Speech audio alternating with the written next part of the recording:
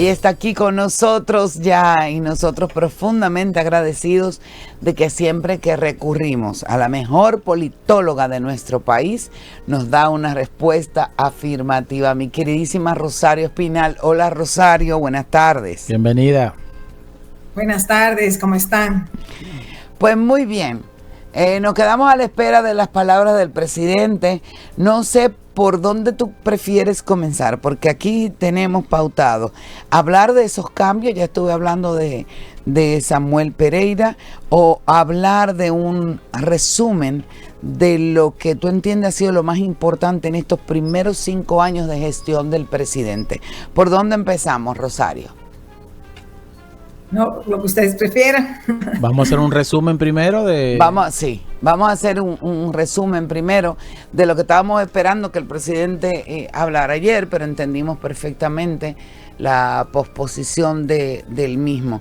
¿Qué tú entiendes, Rosario, que sería lo más importante a destacar? Hablemos de las luces primero. Bueno, lo más importante a destacar es que se ha mantenido ya por 20 años la estabilidad macroeconómica y la estabilidad política. Eso se olvida a veces, pero ese es el marco en el cual hay que entender el contexto económico y político dominicano. Entonces, si esas dos variables se desestabilizan, pues todos los demás problemas empeoran. Entonces, eso no quiere decir que porque esas dos se hayan mantenido, se han mejorado necesariamente muchas cosas, pero quiero resaltar que el país haya logrado mantener una estabilidad macroeconómica, es decir, niveles de inflación moderados, aún en la pospandemia cuando aumentó, pero siempre dentro de marcos moderados, y una devaluación planificada y moderada del valor del peso. Le han Entonces, dicho... No, perdón, le han criticado a veces al presidente Abinader de que ha inaugurado obras que le empezó otra persona, pero otro gobierno. En este caso, ha ejecutado la continuidad de Estado, ¿no? Sí, bueno, el presidente, es verdad, durante la época del PLD se construyó mucho, hay que ser justos. Entonces en esos gobiernos, tanto los de Leonel como los de Danilo, pues se construyó mucho en el país y quedaron muchas obras pendientes, y es positivo que el presidente las termine. Claro, la rivalidad política muchas veces no permite, digamos, la justicia en quién inició y quién terminó, y quien termina pues se lleva el mérito de la inauguración. Pero es cierto, había muchas obras que terminaron. También es cierto que el gobierno ha tenido límites en su capacidad de construcción, porque el Estado dominicano desde la pandemia en adelante, y no se ha resuelto ese problema, tiene unos gastos corrientes muy altos. El PRM básicamente amplió lo que yo llamo el Estado clientelar asistencial dominicano, creando más empleos públicos, aumentando salarios, ampliando los subsidios, el subsidio eléctrico, etcétera, los distintos programas de bonos. Entonces, eso tiene un costo, son gastos corrientes. Y esos gastos corrientes han estado aumentando a un nivel en donde los ingresos corrientes del gobierno no alcanzan para cubrirlos, y el endeudamiento es la fuente mediante la cual en los últimos años se ha estado cubriendo gastos corrientes. Que es una de las cosas que más se le critica al gobierno del presidente Abinader, y es como una falta de eficiencia en el gasto público. Bueno, porque el gasto público se ha ampliado. Ya si es eficiente o no, ese es otro debate. Y falta de priorización, Rosario. Sí, pero en cuanto a la cantidad que se gasta, que es a lo que yo me estaba refiriendo, entonces, bueno, al Estado se le puede pedir que gaste menos y que gaste de manera más eficiente, eso es cierto, y ahí hay un debate. La realidad es que el Estado está gastando más, y está gastando tanto más que sus ingresos regulares no dan para cubrir eso. Por eso no puede construir más, porque no le queda, desde hace varios años tenemos un nivel de inversión pública de alrededor de 2.2% del PIB, cuando en años anteriores pues eran 4, hasta llegamos un par de años a tener 6% del PIB destinado a inversión de obras públicas. Entonces eso se refleja en la cantidad de obras públicas que se puede hacer y la magnitud de las obras públicas que se puede hacer. Y el gobierno, no importa lo que diga, enfrenta esa realidad. Y la gente lo palpa o lo va a palpar en algún momento, pero esa es la razón. Esa es la razón. Uh-huh. Es que para invertir más en inversión pública habría que endeudarse más, y endeudarse más significa aumentar el riesgo de una crisis de deuda externa. Entonces, bueno, y en la construcción no solamente que no ha crecido, no, ha decrecido, siendo el sector construcción y significando el 14% del PIB. Claro, el sector construcción es muy importante en la economía dominicana y en otras economías, pero en la economía dominicana es muy importante porque el Estado tiene mucho peso en la economía dominicana.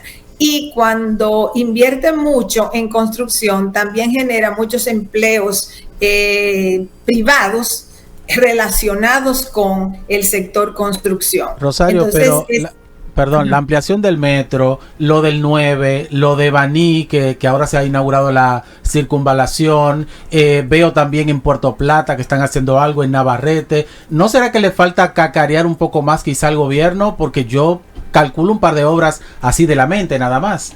O sea, acá hay construcción. Fíjate que haciendo esas obras han tomado mucho tiempo.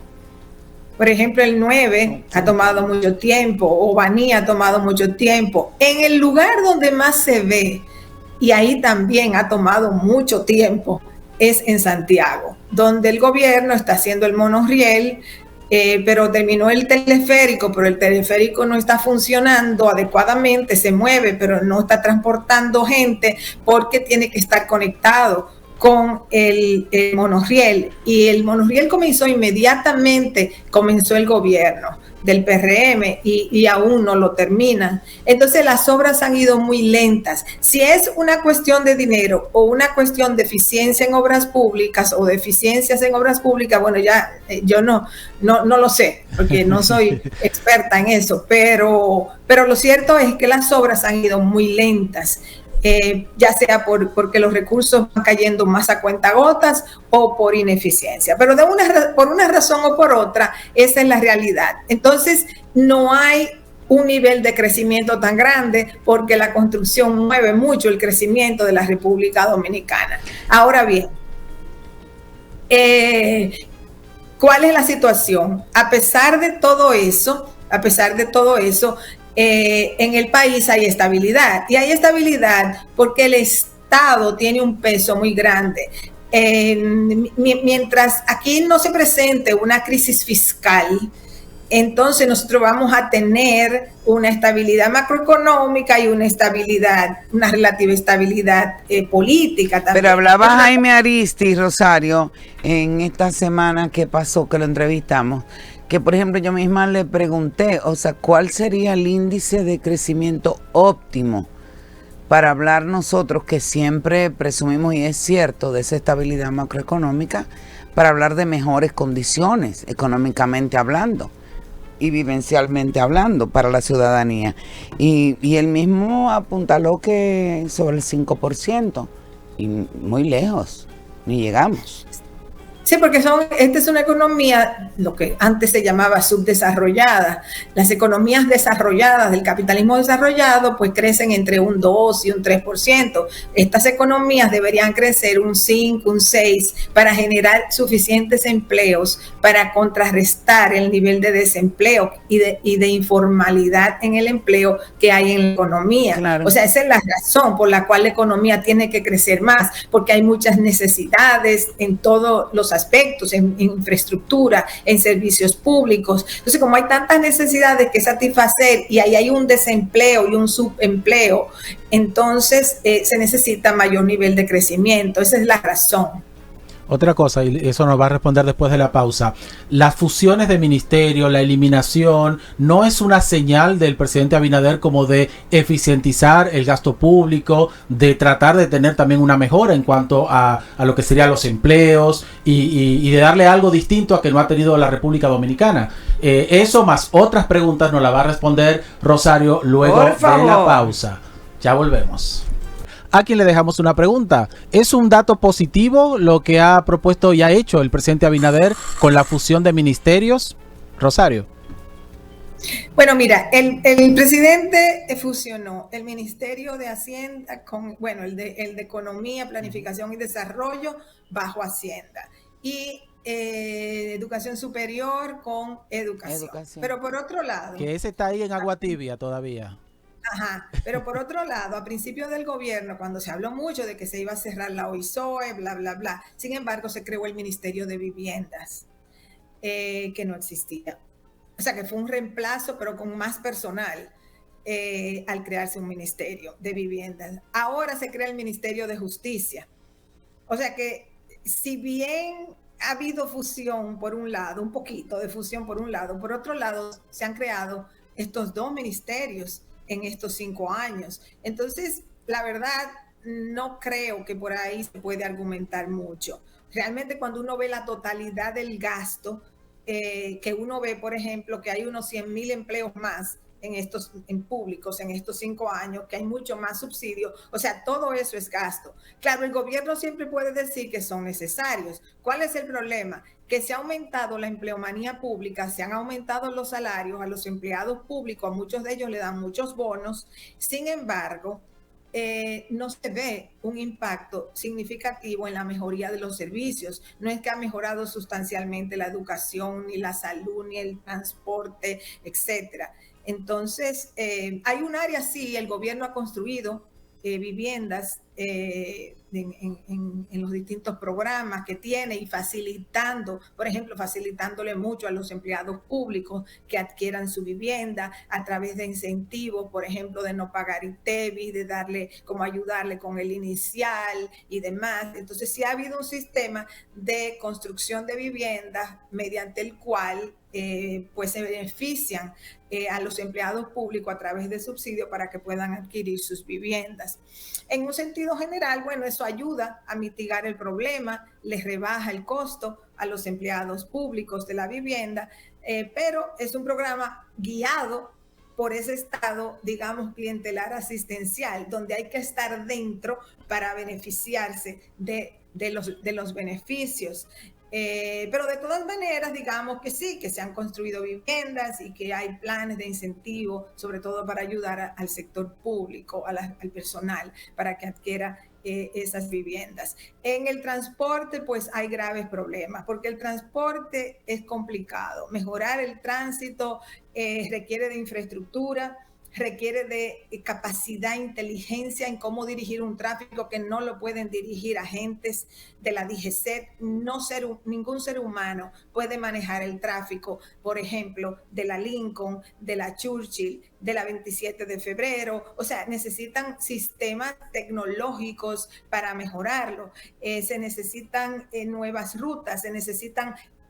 ha sido positivo que pongan ruta de autobuses en estas grandes avenidas, en Núñez de Cáceres, Churchill, porque eso ya ha sacado muchos carros de esas avenidas. El problema está en que muy bien que saquen muchos carritos de esa ruta, porque hay que de alguna manera facilitar el tráfico, pero aquí hay una clase media creciente que no se monta en transporte público, que quiere ir en su carro. Entonces, por diversas razones, entonces toda esa clase media que ha crecido en la República Dominicana, digamos, en los últimos 20, 30 años, y que se transporta en vehículos privados, pues es la fuente fundamental de congestión del tráfico. Entonces, ¿cómo se resuelve ese problema? Como digo, requiere de diferentes intervenciones para hacerlo. yo creo que es positivo, no es que lo va a resolver, pero creo que es positivo esto de que las avenidas se dejen, se limiten los parqueos, que no se pueda parquear en los dos lados, eso acelera un poco el sistema vial.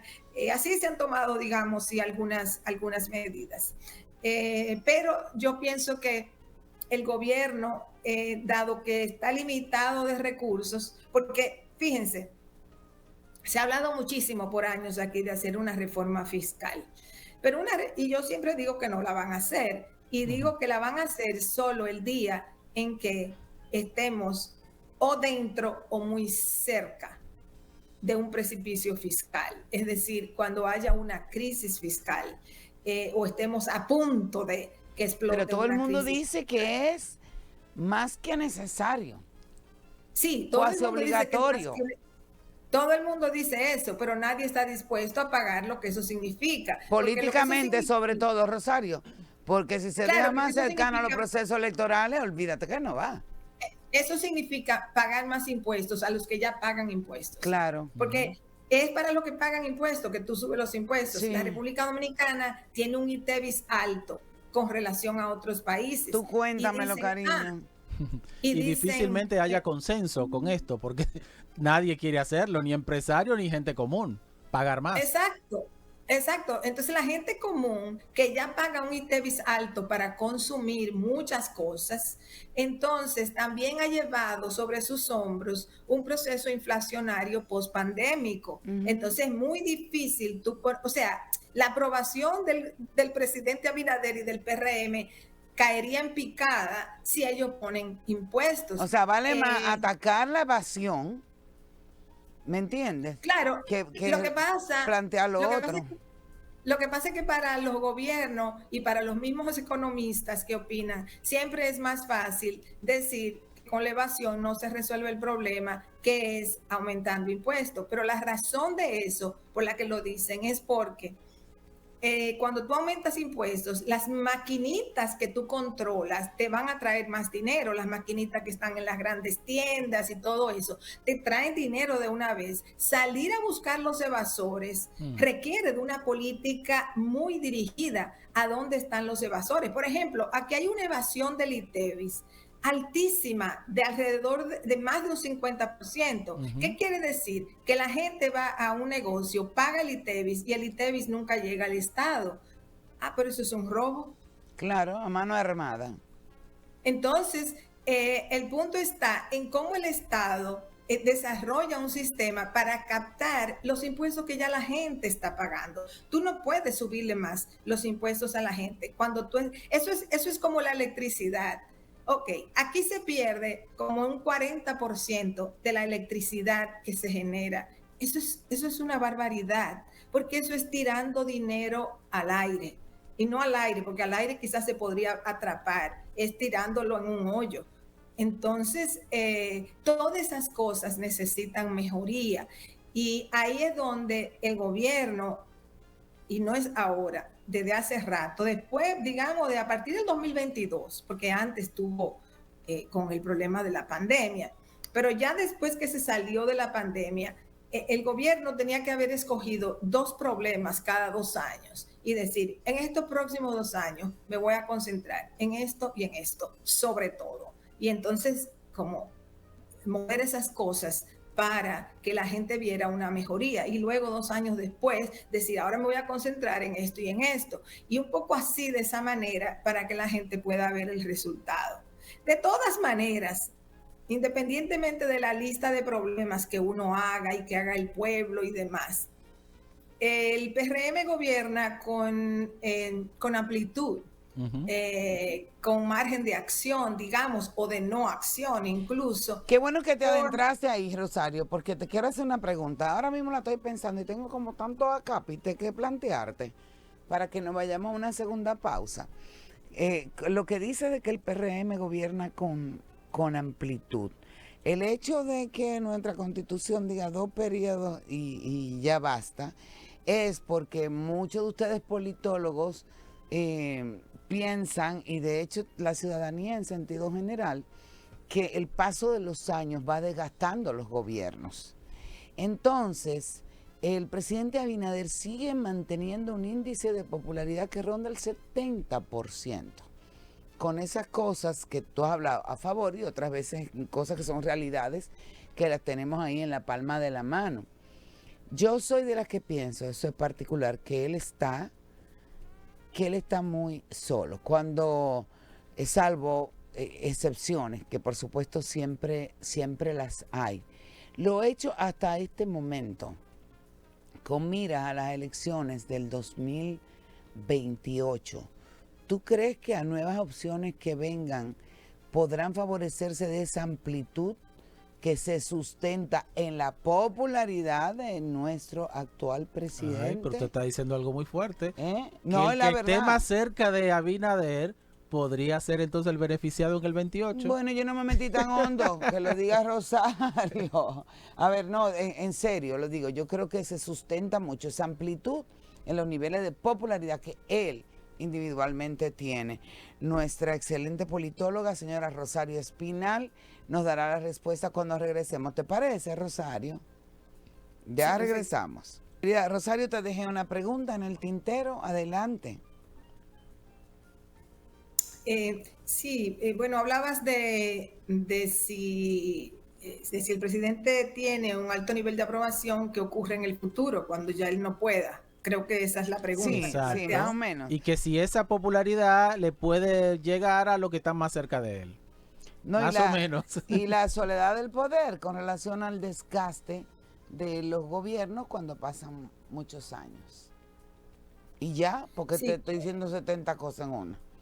Bueno, mira, siempre hay un riesgo, o sea, de que un presidente que tiene un alto nivel de aprobación, al pasar el tiempo se le complique. Recuerden que Danilo Medina ganó en el 2016 con el 62% de los votos y menos de un año más tarde tenía a Marcha Verde en la calle. Entonces, claro, allá eran 16, era cuarto periodo que entraba el PLD en ese momento. Aquí es solo el segundo del PRM.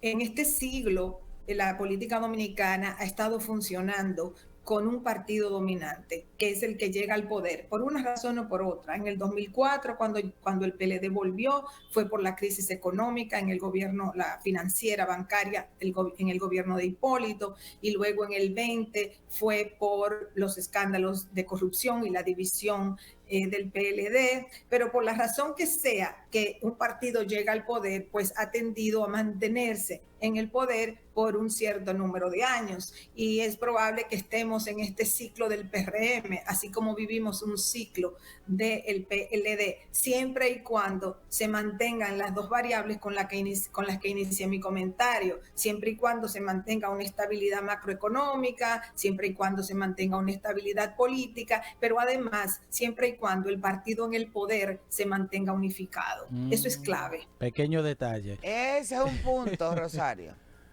Y ahí es donde tenemos que ver lo que va ocurriendo. Para el PRM seguir en el poder es fundamental que no se divida. Para el PRM seguir en el poder es fundamental que no se presente una crisis económica. Entonces, y una tercera condición que ayuda mucho, aunque no es la fundamental, pero sí ayuda mucho, que la oposición esté dividida como está. Entonces, esas son las tres razones por las cuales el PLD gobernó 16 años consecutivos, porque ellos lograron establecer un ambiente de estabilidad macroeconómica, porque el PLD se mantuvo unido a pesar de los conflictos entre Leonel Fernández y Danilo Medina, que comenzaron desde el 2007, pero no explotaron totalmente hasta la división en octubre del 2019. Entonces para el PRM, las dos principales son que se mantenga una estabilidad macroeconómica y que el PRM se mantenga unido. Y claro, le ayuda también que la oposición esté dividida. Entonces, a esas cosas tenemos que prestarle atención en los próximos años. De todas maneras, aunque el presidente tenga un nivel de aprobación alto, nada garantiza que si él pudiera repostularse por un tercer periodo, mantuviera ese nivel de aprobación. Así que uno pues tiene que aceptar que para evitar evitar que se eternalicen, digamos, en las aspiraciones presidenciales, pues es mejor establecer un sistema. Pero no puede ir el countdown. No, no se puede. No se puede. Bukele lo logró en El Salvador, pero aquí no. El presidente ya lo dijo de entrada que no quiere eso. Bueno, lo que pasa es que son contextos políticos diferentes, claro. El de El Salvador y el de la República Dominicana, ya que se ha ido estableciendo una idea de que sea una repostulación y no más. Entonces ya eso se ha trabajado por muchos años. De repente querer cambiar eso para un tercer periodo. Y miren que Leonel Fernández jugó con la idea en el 2012 y Danilo Medina para el 2020 y no pudieron.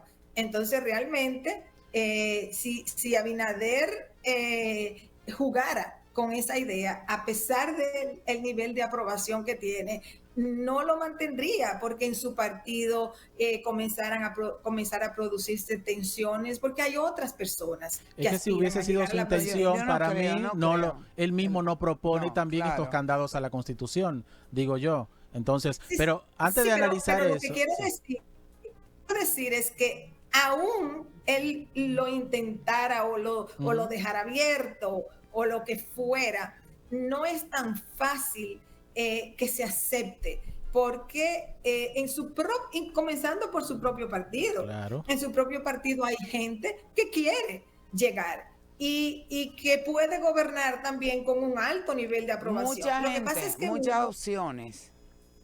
O sea, la sociedad se cree que el que está es el único que puede. Miren, cuando Balaguer gobernaba, muchos dominicanos creían que sin Balaguer se hundía el país.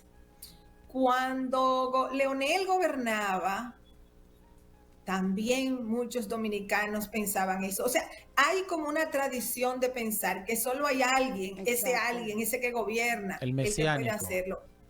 Y no es así. O sea, nosotros hemos tenido ya muchos presidentes que han pasado por ahí, unos con mejores resultados que otros, es cierto, pero ellos han gobernado y han tenido su aprobación alta. Rosa. Los dominicanos tienden a darle un nivel de aprobación alta a los presidentes, a todos, hasta tanto no explota una crisis. Así es, Rosario, se nos acaba el tiempo y yo no quisiera que termináramos nuestra conversación sin escuchar tu opinión acerca de los cambios y la introducción también de nuevos funcionarios en el tren gubernamental. ¿Cuál es tu percepción? O sea, más bien, ¿cuál es tu opinión, más que percepción, de estos cambios? Yo hablaba de Samuel Pereira hace un momentito, el señor Leonardo Aguilera, que fueron cambiados de una institución a otra.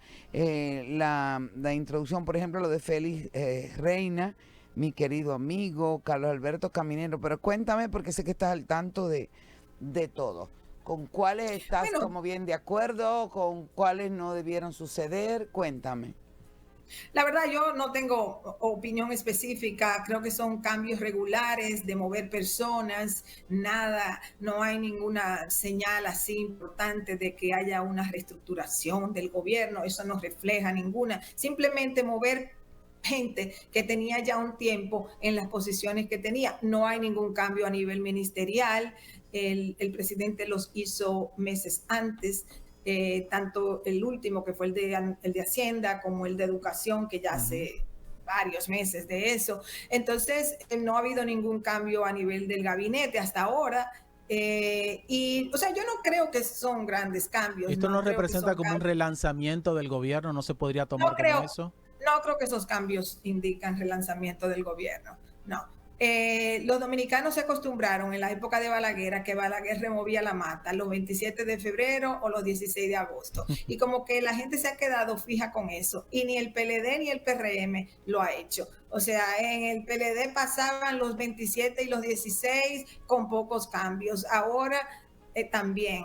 Incluso Abinader ha cambiado más funcionarios que lo que a veces cambiaban los gobiernos del PLD, pero los ha cambiado en la medida en que ha habido una necesidad X de hacerlo. no porque se ha enfocado en enviar una señal de que está removiendo las posiciones principales del gobierno con algún objetivo. Bueno, pero también eso habla de que escucha, por ejemplo, la opinión pública, en el caso del cambio de su vocero, el caso de Inavíe, como que son señales también de que él escucha y dice, bueno, vamos a moverlo. ¿O usted no cree que es así? Sí, por eso decía que Abinader ha movido más funcionarios de lo que movía el PLD. Entonces, él sí ha movido algunos funcionarios en momentos de crisis, o cuando ha habido oposición, espera para nombrarlos hasta que se calmen las aguas y luego los nombra. Pero lo que simplemente quiero decir es que no creo que los cambios que él ha hecho ahora reflejen un relanzamiento del gobierno ni nada por el estilo, sino que son más bien cambios por dinámicas internas del gobierno. En algunos casos puede haber habido quejas, en otros casos no es porque hubo quejas. ¿Qué tú percibes, Rosario, de cuál sería la vinculación más directa del presidente con relación a los candidatos que ya se han evidenciado, a los posibles candidatos o precandidatos a la presidencia dentro del partido, del PRM? Bueno, la verdad, yo creo que no podemos decir todavía claramente lo que va a hacer el presidente, si él va a hacer algo que es muy difícil que lo haga, pero bueno, que ha dicho o dicen que él va a ser un árbitro imparcial. Eso es muy difícil, ojalá que lo fuera, pero está por verse si él va a hacer eso o si él de manera explícita o de manera implícita va a apoyar alguna candidatura. Eso hay que esperar para ver. De todas maneras, creo que en el PRM hay proyectos ya establecidos, ya que están ahí, que se sabe que van a despegar.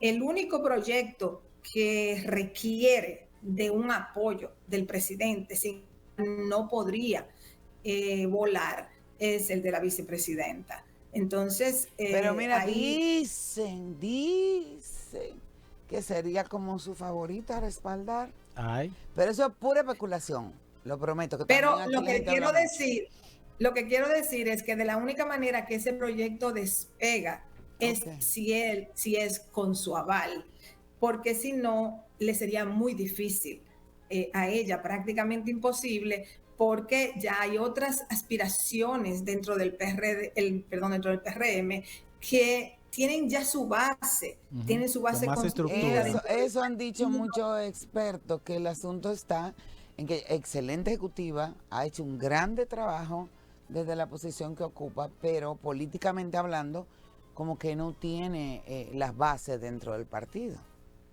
No, de la única manera que la candidatura de la vicepresidenta podría avanzar es si el presidente Luis Abinader es quien la empuja, porque él opte por apoyarla a ella. Y si opta por apoyarla a ella, entonces también vendrán problemas derivados de ahí. Entonces yo pienso que ojalá no se arme un desastre adentro, de verdad. Ojalá, porque bueno, siempre... Hay un riesgo. Ningún partido dominicano ha podido superar esa prueba. El Partido Reformista se dividió en muchos pedazos, el PRD se dividió en dos y el PRM reemplazó al PRD, el PLD se dividió y siguen en su disputa todavía y seguirán por un tiempo en su disputa. Entonces, le toca el turno al PRM. Ojalá que el PRM en esta prueba la pase, porque si no... Se tildó justo ahí. Se estaría quemando. Repítalo, por favor, Rosario. Te está frizando, Rosario. Hay un problemita, pero dijo que ojalá que el PRM pueda superar entonces eso, una tradición de muchos partidos. Ya estás, Rosario. Está. Hola. Sí, que ojalá... O sea, que todos los partidos dominicanos que han gobernado han fracasado en la búsqueda de la sucesión de la candidatura presidencial y todos se han dividido. Entonces, ahora le toca el turno al PRM. Y ojalá no suceda. o sea, ojalá que no suceda, porque es la primera vez que ellos lo van a vivir. Entonces, al ser la primera vez, o sea, el PRD lo vivió varias veces, el PLD lo vivió varias veces, pero esta es la primera vez que le toca al PRM, entonces, desde el poder. Entonces, ahí ellos tienen una prueba que pasar. Y ellos todos deberían enfocarse en eso. Ese es su reto, a ver si lo pasan o no lo pasan. Y que culmine, que este gobierno culmine bien, porque yo creo que es la mejor forma de hacer campaña. Rosario, mi amor, te mandamos un abrazo con profundo agradecimiento. Gracias porque siempre estás ahí, siempre nos apoyas y nos respaldas. Para nosotros es un privilegio, es un agasajo contar con tu compañía, cariño. Excelente, Rosario. Abrazo muy grande, bendiciones y gracias, amor.